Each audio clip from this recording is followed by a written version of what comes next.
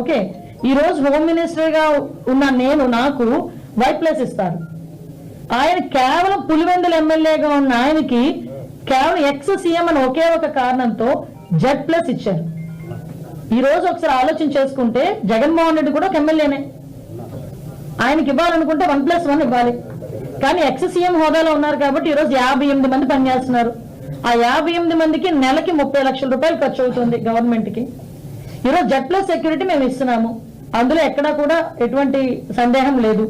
At the same time Ambati Rambabu మొన్న బయటకు వచ్చి దేవాంశకి 3+3 న్యూస్ వచ్చాడు. దేవాంశకి ఇచ్చారో లేదు. మీకు ఒక విషయం చెప్పనా, ఈ రోజుకి కూడా కూటమి ప్రభుత్వం విలువలకి గౌరవం ఇచ్చి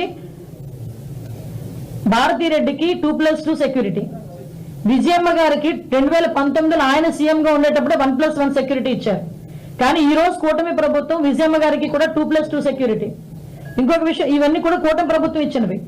ఒకసారి సెక్యూరిటీ విషయంలో కూటమి ప్రభుత్వం ఏ రకంగా చేస్తుంది, ప్రతిపక్షాల వాళ్ళకి ఎలా గౌరవిస్తుంది అన్నది మీరు ఇక్కడ గుర్తుపెట్టుకోవాలి.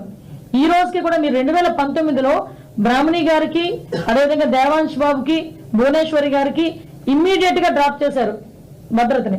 2019 వాళ్ళు గవర్నమెంట్ వచ్చిన వెంటనే మళ్ళా తిరిగి ఈ రోజు మాట్లాడుతున్నారు. ఈ రోజు వరకు మీకు నమ్ముతారా, కూటమి ప్రభుత్వం వచ్చిన తర్వాత ఒక మంత్రి భార్యగా వాడికి కానీ, కొడుకుగా అతనికి బాబుకి కానీ, బోనమ్మకి కూడా ఈ రోజు వరకు సెక్యూరిటీ తీసుకోలేదు. వాళ్ళు ఈ రోజు వరకు సెక్యూరిటీ ప్రొవైడ్ చేయలే. అంటే ఒకసారి ఆలోచన చేసుకోండి, ఈరోజు గవర్నమెంట్ ఏ రకంగా పనిచేస్తుంది అన్నది కూడా అర్థమవుతుంది. దీనికి 986 మందికి కోర్టుకెళ్ళి కూర్చున్నారు. As per norms, as per instructions మేమందరం కూడా గవర్నమెంట్ ఏ రకంగా చేయాలో ఆ రకంగా మేము చేస్తాం. కాబట్టి ఇందులో ఆయన రాజకీయ లబ్ధి గురించి మాట్లాడేదే తప్పించి అంతకు మించి వేరేదేమీ కాదు. 986 మందిని పెట్టుకొని ప్రజలను భయభ్రాంతులు చేశాడు తప్పించి ఆయన మీద ఏ కక్ష ఉందో, మరి ఆయన మీద ఎవరికి ఏ కక్ష ఉందో అయితే నాకైతే అర్థం కావట్లేదు. కోడికత్తి కేసు ఆయన చేయించుకున్నదన్న సంగతి ప్రపంచానికి అందరికీ తెలుసు. ఆ కోడికత్తి కేసులో నిజంగా ఆయన గనక లేకపోతే, ఈ కోడికత్తి కేసులో 5 సంవత్సరాలు ఎందుకు ఒక్కరోజు కూడా కోర్టుకు వెళ్ళిన పరిస్థితి రాలేదు? నిజంగా అధికారం సీఎం స్థాయిలో వచ్చిన తర్వాత కోడికత్తి ఎవడైనా హత్యాప్రయత్నం చేస్తే నూరుకుంటామా?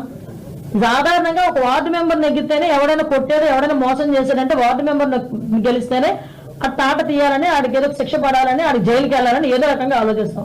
అటువంటిది సీఎం స్థాయిలో కూర్చున్నాడు, ఆయన మీద హత్యా ప్రయత్నం జరిగిందని ఆ రోజు ప్రచారం చేసుకున్న తర్వాత ఆ కోడికత్తి సిరిన్ విషయంలో, కోడికత్తి కేసు విషయంలో ఎందుకు పురోగతి సాధించలే? 5 సంవత్సరాలు ఎందుకు కోర్టుకు వెళ్ళలేకపోయాడు? ఒకసారి ఆలోచన చేయండి.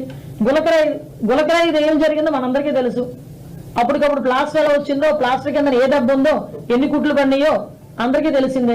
సో నేనేమంటానంటే గవర్నమెంట్ ని ఏదో రకంగా ఇరకాటంలో పెట్టాలి, గవర్నమెంట్ ని ఏదో రకంగా ఇబ్బంది పెట్టాలి అన్న ఒకే ఒక ఉద్దేశం తప్పించి ఇందులో వాస్తవాలు అయితే ఏమీ లేవు. ఇది క్లియర్ కట్ గా జనాలకి తెలియాలి కాబట్టి చెప్తున్నా, అతనికి సమాధానం చెప్పడానికి కాదు. ఎందుకంటే ప్రయత్నాలు మానాలి. ఇంకొకటి కూడా దయచేసి కోరుకుంటున్నా,